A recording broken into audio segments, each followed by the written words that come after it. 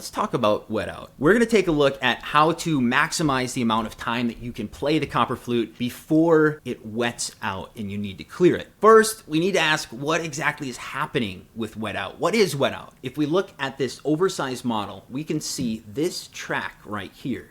That's called a flue, and it's this thin open space that directs the air over this right here, which has a lot of different names, but we will call it a cutting edge. Now, part of the signature sound of the copper flute is having a long flue. That helps to shape the direction and the intensity of our airstream as it goes through there, and it also adds more back pressure, which changes the timbre and allows us to play longer phrases. But what can happen is the condensation from our breath can gather in that chamber and start to change the geometry. And as you change the geometry of that long passageway, it might choke the sound off completely or send you into that second octave when you don't want to be. How can we minimize that? Now, one of the reasons condensation gathers in the flue is because the difference in temperature between our breath and the material itself. So one of the first things you can do is to warm up your head joint.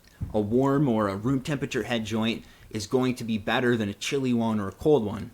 I keep it about 73 degrees, 74 degrees in my workshop, and that plus some of the other tips I'm about to share really do help minimize the amount of wet out that I have. So once you have it all nice and warm and you're ready to play, the next thing that you can do is in how you're playing.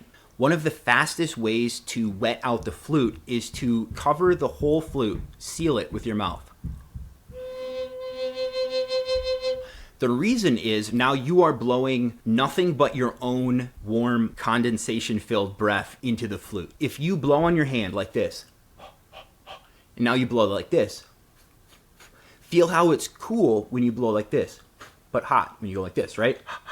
The reason is when you blow like this, it's creating a vortex that pulls in this room temperature cooler air along with it. And so that's why it feels cool to the touch. In the same way, when you play your flute, you don't want to be doing the ha-ha, which is the equivalent of only sending your hot air like that. What you want to do is keep it open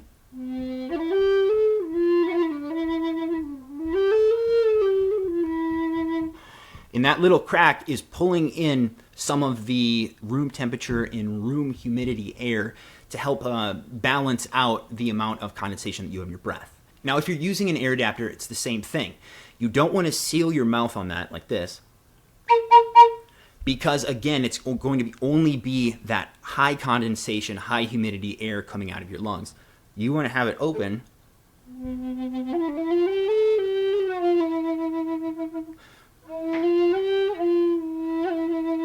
and only close it down when the playing necessitates it, basically. Sometimes if you're really pushing to get into a high note or something,